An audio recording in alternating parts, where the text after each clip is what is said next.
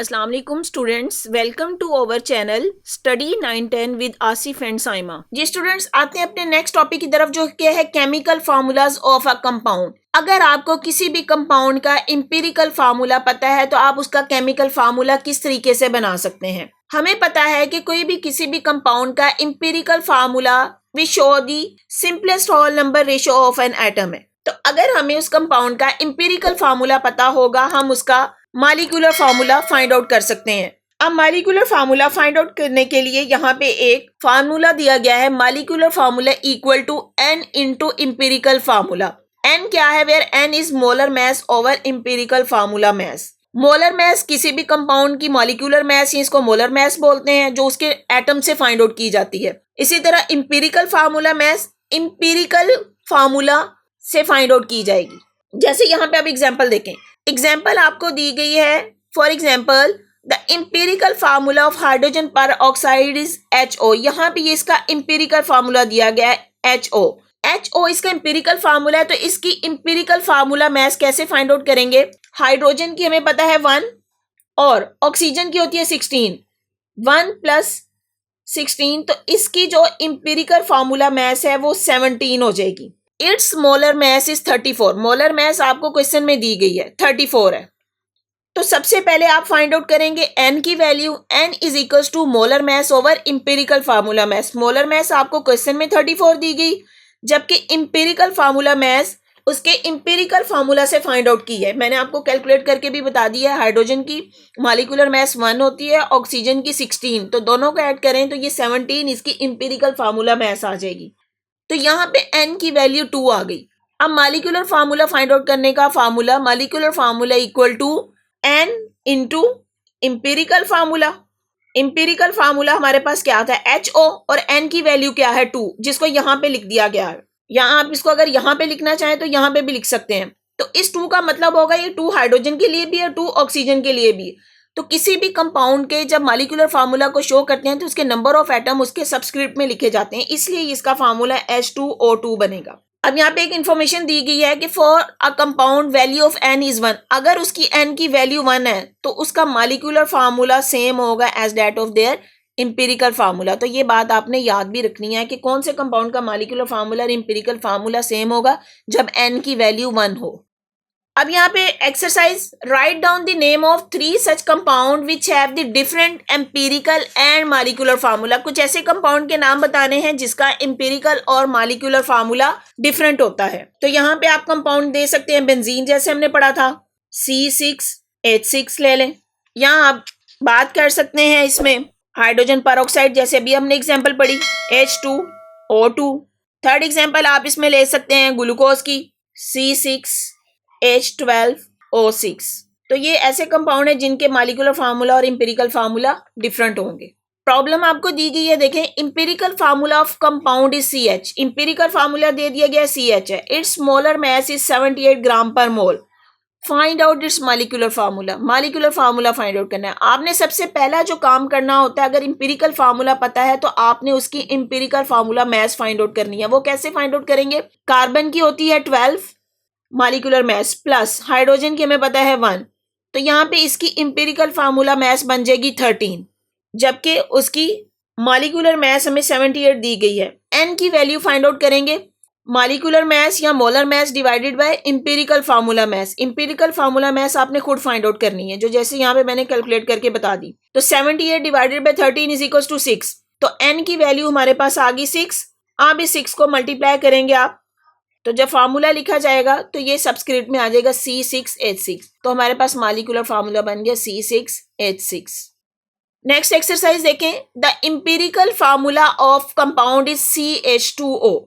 It's molar mass is 180 gram per mole. Determine its molecular formula. तो यहाँ पे आपने सबसे पहला काम जो करना है CH2O, इसका आपने empirical formula mass find out करना है। तो एम्पिरिकल फार्मूला मास CH2 को कैसे फाइंड आउट करेंगे, कार्बन 12 प्लस हाइड्रोजन की मास 1 है, लेकिन क्योंकि यहाँ पे हाइड्रोजन के 2 एटम है तो इसलिए यहाँ पे इसको हम 2 काउंट करेंगे, प्लस ऑक्सीजन का 1 एटम है और ऑक्सीजन की होती है 16। तो यहाँ पे जो इसकी एम्पिरिकल फार्मूला मास है वो आ जाएगी 30। अब यहाँ से आप n की वैल्यू फाइंड आउट करेंगे। n क्या होगा 180 ओवर 30।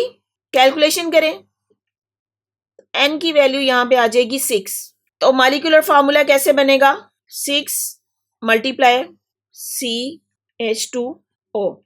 अब यहाँ पे जो देखें बात, 6 इन सबके लिए है, तो जब आप इसका मॉलिक्यूलर फार्मूला लिखेंगे C6, अब H की वैल्यू देखें, H के पास यहाँ पे 2 है, तो ये 2 मल्टीप्लाई हो जाएगा इस 6 के साथ, तो यहाँ पे H की एटम आ जाएंगे 12 और ऑक्सीजन के 6।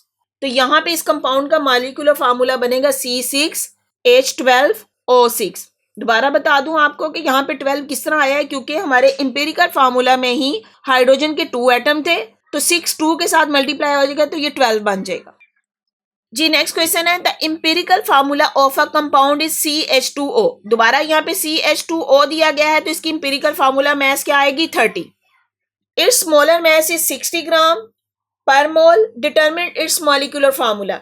यहाँ पे अगेन n की वैल्यू आप फाइंड आउट करें, n will be equal to 60 divided by 30, तो n की वैल्यू हमारे पास आ जाएगी 2। तो मॉलिक्यूलर फार्मूला क्या बनेगा?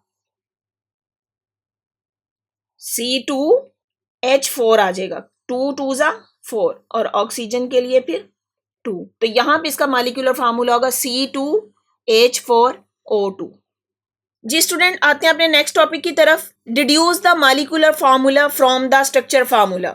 अगर आपको स्ट्रक्चर फार्मूला दिया गया हो तो वहां से आपने मॉलिक्यूलर फार्मूला कैसे बनाना है, इसको समझने के लिए एग्जाम्पल की तरफ आते हैं। अब जैसे यहाँ पे इसका स्ट्रक्चर फार्मूला दिया गया है, सबसे पहले तो आपने आइडेंटिफाई करना है कि इसमें कौन कौन से एटम है और इनकी तादाद कितनी है। जैसे यहाँ पे देखें, हाइड्रोजन एक एटम ये और एक एटम ये, तो इसका मतलब हुआ यहाँ पे हाइड्रोजन के 2 एटम्स हैं, तो आप इसको काउंट कर लें हाइड्रोजन 2।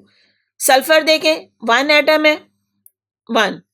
ऑक्सीजन देखें 1 2 3 4, तो ऑक्सीजन के यहाँ पे 4 एटम है। तो जब इसका आपने फार्मूला लिखना है, एलिमेंट्स को लिखेंगे, हाइड्रोजन है इसमें, सल्फर है और ऑक्सीजन है। अब यहाँ पे देखें कितने कितने एटम थे, हाइड्रोजन के 2, तो सबस्क्रिप्ट में लिख देंगे 2।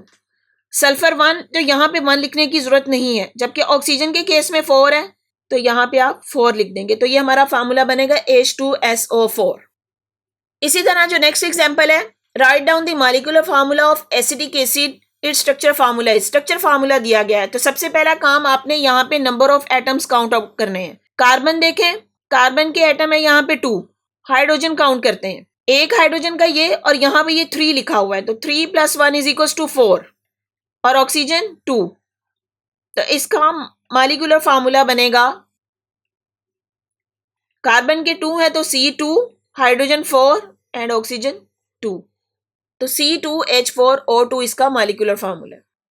एक्सरसाइज आपको दी गई है, find out the molecular formula of phosphoric acid, इस स्ट्रक्चर फार्मूला इज। तो सबसे पहला काम आपने एलिमेंट का बताना है कि कौन सा एलिमेंट, उसके कितने एटम है।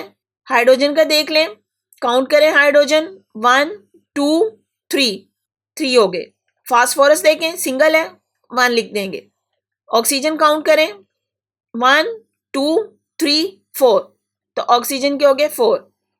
अब यहाँ पे फॉर्मूला लिखने के लिए हम लिखेंगे पहले एटम्स, फिर उनकी तादाद। हाइड्रोजन के 3, फास्फोरस 1 है, वो मेंशन करने की जरूरत नहीं है, और ऑक्सीजन के 4, तो इसका मॉलिक्यूलर फार्मूला बनेगा H3PO4। इसी तरह determine the molecular formula of n propyl alcohol, its structure formula is. अब यहाँ पे इसका स्ट्रक्चर फार्मूला दिया गया है, आपने इसका मॉलिक्यूलर फार्मूला बनाना है। तो अगेन नंबर ऑफ एटम इसमें हम काउंट करेंगे। सबसे पहले देख लें कार्बन के 1 2 3, तो यहाँ पे आप लिखेंगे कार्बन के 3। उसके बाद हाइड्रोजन के देखें, 3 ये +2 5 एंड +2 7 एंड +1 8, तो हाइड्रोजन यहाँ पे हमारे पास आ गए 8 एटम्स आ गए, और ऑक्सीजन इज सिंगल।